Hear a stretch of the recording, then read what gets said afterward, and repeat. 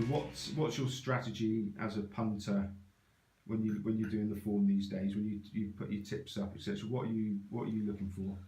Yeah, a lot of what I do now is sort of database driven, and so I use Proform Racing. I've got almost 500 betting systems sort of stored in the database, and any qualifiers on those systems will be thrown up each day. So I'll work through those.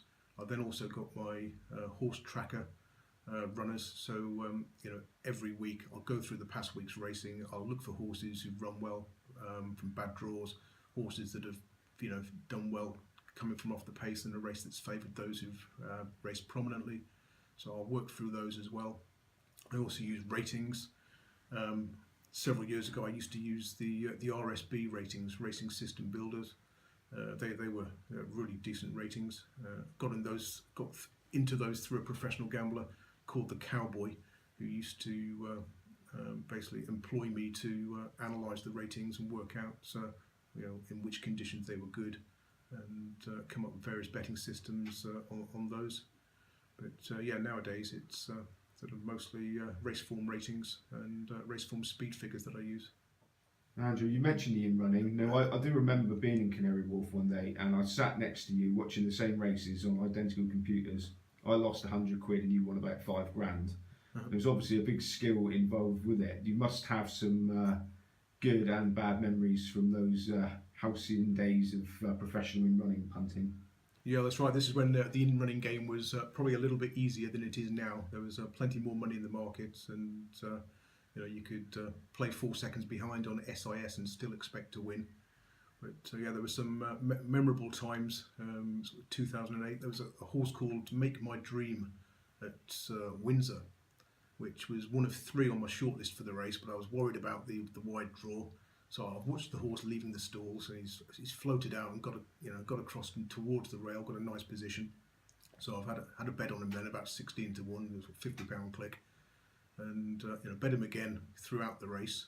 And it's a photo finish, but I'm pretty sure he's got up and won. But the commentator's called the wrong horse, because Make My Dream's number cloth is folded over, so it looks like a different number. And the photo finish betting's come up on Betfair, and it's flashed up 1,000 Make My Dream. So I've hit the button and got 15 quid matched at 1,000. The rest about even money, I think. And he's been confirmed the winner. So I managed to get 15 grand about a winner in a photograph, which was quite ridiculous. But there was 1 or 2 other memorable ones. Quasar Du Dairies, a horse who won a maiden hurdle at 33 to 1 at Hereford, so which I owned a quarter share in. I didn't go racing that day, but I was in Canary Wharf pressing the button.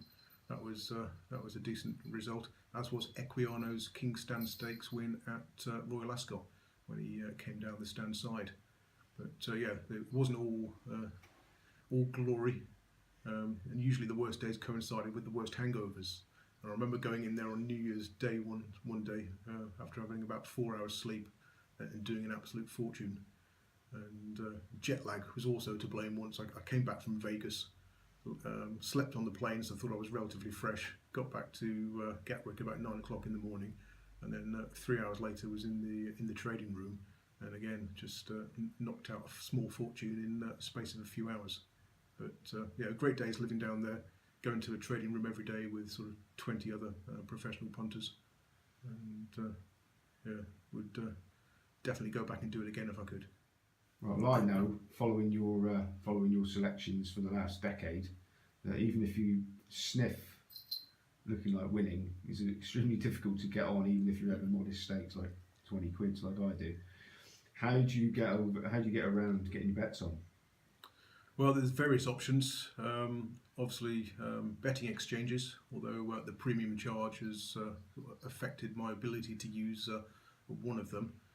But also on course, and there is a lot of value to be had on course. I was at Nottingham last week, bet 2 horses in a race. Now, one of them, on Betfair at the time is 6.8 to back, so just over 11 to 2. There's 4 or 5 books on track who are going 11 to 2. You can back that with the fractions. There's no commission. There's no premium charge, and a lot of on-course bookies will go tight to the Betfair prices. So it's just a bit of a pain if you've seen a bigger price about your horse the night before or in the morning. You can't really get on. So William Hill will lay me a decent bet, and but yeah, most of the others have closed me down several years ago, unfortunately. So the Scoop 6, Andrew, you were very successful at it, and I know for a fact that we also had a lot of near misses as well. Why did you decide to scrap the Scoop 6 syndicates and turn it in? Yeah, the bet lost all its value really when sort of Betfred took over the scoops, the tote, and they decided that they wanted to include all the hardest handicaps every day. Because remember, the first time we won it, the last leg of the scoop was the Group 1 Dewhurst Stakes. Teofilo was the 11-8 favourite that day. That was our banker in the last leg, and he did touch 50-1 in running actually before going on to win that race. But yeah, it just got to the stage where the money in the win fund didn't create value when you were looking for 6 winners in impossible handicaps. It used to be much more fun when there were sort of these 7-runner Group 1 races that they'd include, because you could get, it wasn't always the favourite that won those. Clive Britton could come in with a 50-1 winner at somewhere like Newmarket, and if you included those sort of horses in there was massive value. But yeah, it just got to the stage of trying to sort of throw £5,000, £10,000 into the bet. You weren't chasing enough money. You needed a 7-figure rollover to make it value, and that just rarely happens nowadays. And you didn't confine yourself to the Scoop 6. You had a successful jackpot, if I remember rightly. Yeah, that's right. And that was down to you as well, I think. On that particular day, I was on the train coming back from Sheffield, where I'd been to see family, and then you phoned me up and said, "Oh, there's a jackpot rollover at Huntingdon. If you want to have a crack, I'll come in with you." So on the train on the way back to Market Harborough, worked out a jackpot perm, and then couldn't get a signal on my sort of dongle, so I couldn't put the bet on. So I thought I had a choice: I could carry on or get off the train at the station and use the Wi-Fi in the cafe. So yeah, decided to jump off the train, put the bet on. Don't think we threw a massive amount at it, about 300 quid, and then we won a best part of £26,000. So you can give yourself a pat on the back for that, Simon. Trumpet blow. That's another bet that rarely gets decent pots now. I think last week it wasn't won for a couple of days at Newmarket. At the end of it, there's only about 7,000 quid in the pot. So yeah, hopefully when Betfred are no longer involved with the tote, then things will improve. You talked earlier about Martin of Leicester, and you also talked about hangovers. And one of the worst hangovers I ever had was after the Ryan Moore party, which was celebrating getting a nice few quid when Ryan Moore won the Jockeys Championship. How did there's quite a few successful years punting on Jockeys Championships, plus one particularly painful near miss. Can you tell us about that? Yeah, well, that's again down to the influence of my old boss Martin of Leicester. He very rarely bet, and one of his expressions was never bet on anything with a round ball, so he wouldn't bet on football, golf, tennis, anything like that. But he did used to study the jockey's title every single year. Wouldn't always bet on it, but every now and again a good value bet would come up. And when Ryan Moore won the title, I think I was earning £80 a day as a bookmaker's clerk, and the first bet I struck was a £10,000 to 1. And in total, I think I had £4,000 on to win 17. And people say there's no value in betting odds on, but I think the last bet I had was at 11-2 on, when we worked out that even if he dropped dead on that particular day, he'd still be champion jockey because the others couldn't catch him. And I think that was the final bet that closed my Stan James account. So that was several years ago. But yeah, with the jockey's title, it's a case of trying to find out who can win it and who wants to win it, because it's a hell of a lot of work, driving around the country. And if you live in Newmarket and you've ridden 2 winners at Newmarket on a Saturday afternoon, do you really want to jump in the car and drive to Wolverhampton to ride one in the last?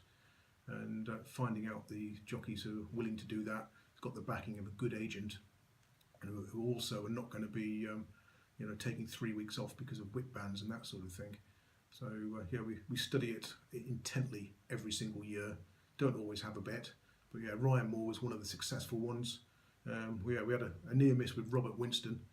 I remember backing him to win 5 figures, and coming back from a night out, putting the teletext on, which shows how long ago that was, to see if he'd had any winners at the night meeting. And the CFAX headline read, "Winston injured in horror fall."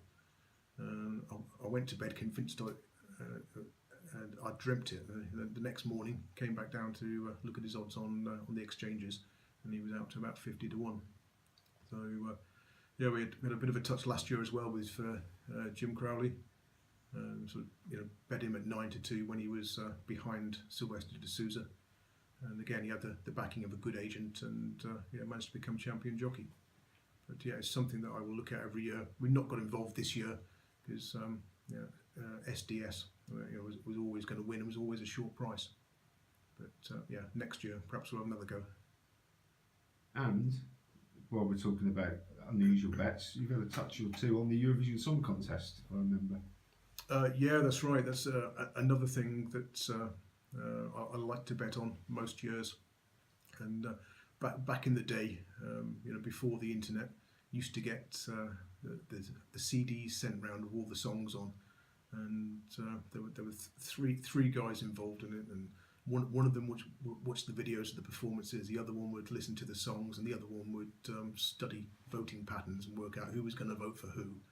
And these 3 people went away, all came up with their shortlist, and at the top of every shortlist one year was Ukraine, Ukraine, Ukraine. And they were at a 14 to 1 shot. I remember the balloon went up at about 11 o'clock on a Monday morning, and said, right, back Ukraine, have as much on as you can. And I think the first bet I got knocked back to 14 tenors at Sky Bet. There might even been Surrey Racing back then.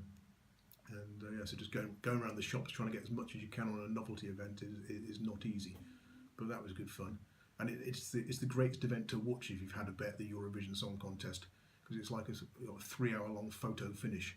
It's just agonising as the votes come in, and whether you get 10 points or nil. Okay, Andrew, I expect some people are seething watching these videos about all your successes, or other people may be thinking now, there's somebody I'll try and emulate, see if I can be as successful as Andrew. So what, for a person getting into the game now, is there still money to be made? Can you still beat the bookies? Yeah, definitely. I know plenty of people who do it, and plenty of people are a lot more successful than I am. People who compile their own speed figures, and are studying sort of several hours a day to get an edge. But if you're working full time and you haven't got that sort of time on your hands, then ideally you need to specialise. Look at a particular track. For example, Southwell, the only 5% course in the country. Concentrate on horses that run well there. Or look at a particular race distance. Concentrate on sprinters, or concentrate on staying chases over 3 miles or further. And perhaps look at the classier horses as well. Maybe ignore Group 1 racing, and which is analysed to death in the press. Maybe look at sort of Class 2, 3 and 4 races. Perhaps knock out the Class 6 stuff, and go down that route. But just try and read as much as you can. I think Nick Morden's book Betting for a Living is probably still relevant. There's other good books out there as well, and I'm looking forward to reading Harry Finley's biography as well, which has just come out. Yeah, Andrew, talking about good days and bad days, we all realise that Sir Anthony McCoy is an absolute genius, but every time he's mentioned as being an absolute genius, they show that video, don't they? You know the one I'm talking about? Oh yes, that's Wichita Lineman's win in the William Hill Trophy Handicap at the Cheltenham Festival in 2009. And you and I and several others were on Maljamar at big prices. I think we were on an anti-post at 33s, 25s, 20s. Went again on the day at 16 to 1. Got him in multiple bets with a couple of winners as well. And Maljamar looks the likely winner. And then AP McCoy has conjured up an incredible late burst from the winner, and we've been done a neck. I still blame Armaloft Alex, who put their hand up on the run-in and gave a shout of aye just as we got fetched out. But what was worse was every time you went back to the track, they'd show the highlights of previous Cheltenham festivals and previous Cheltenham races, and there was always that race and that finish and what could have been. We backed him to win an absolute fortune. And when AP McCoy retired or hit the 4,000 winner mark, they always showed that video again. And it still brings me out in cold sweats